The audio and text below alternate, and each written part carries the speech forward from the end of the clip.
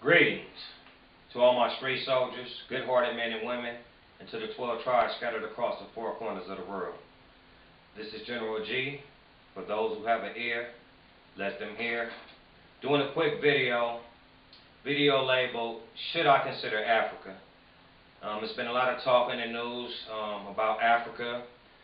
One thing in the news about Africa is the Chinese over there. I don't know if y'all are aware of that. Buying up major property and trying to gather up all the left resources that the Edomite nation didn't take over there. So that's kind of important if you kind of know the timelines and genealogy of certain people.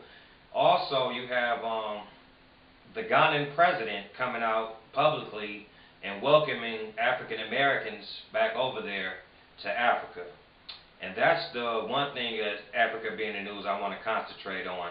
But there's other things. I don't know if y'all familiar. This has been going on for a while.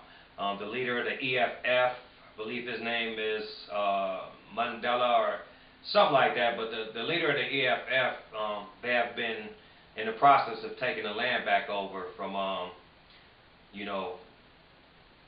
non-melanated people who took over the land by force and by death.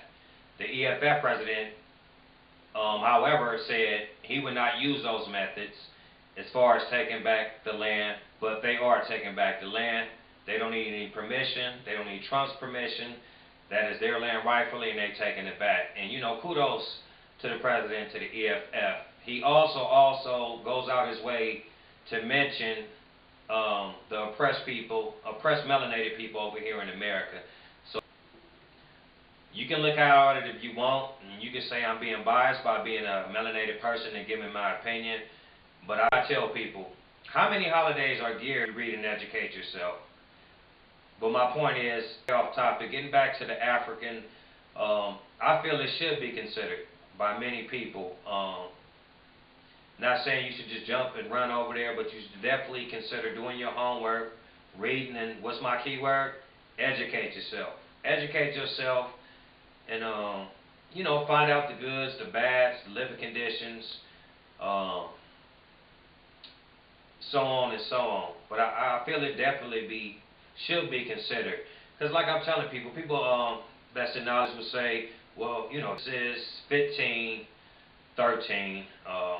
The Most High tell you the trials and tribulations you will go to, the 400 years of affliction, which I tell people it's up timeline-wise, but here you can say it still goes on. If I tell a person, if you melanated and think you're not oppressed, then something's wrong with you. I don't care what your status is or how much money you got. Trust me, you're being oppressed. And maybe you don't know it, maybe you do know it and not trying to do nothing for it. But my thing on this channel is encourage you, educate you, bring knowledge to you that maybe you didn't know about. That's another reason why it should be considered.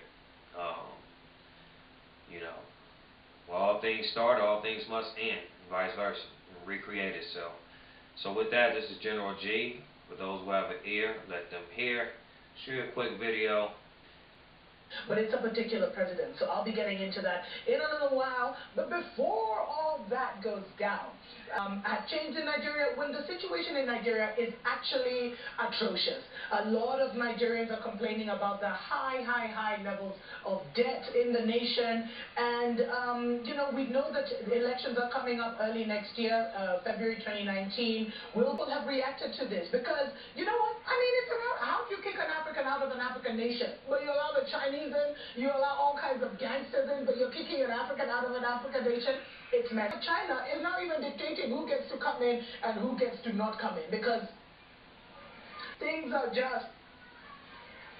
And the Zambian people have awakened to the mess the government has put them in, where it looks like literally the Chinese are just getting ready to take over Zambia as a first colonial nation. And you know what? What is even worse is that a recent report shows that the Chinese are actually expanding their military across Africa. So they have actually said starting earlier this year, they released a statement saying, in June actually, they released a statement saying that they were now going to be expanding their military presence across the continent. They tried to, you know how they do it, they dub it as a joint military occupation, they're going to help with training. But what is actually happening behind the scenes is that China is moving their military into Africa to protect their national interests and to protect their Chinese citizens.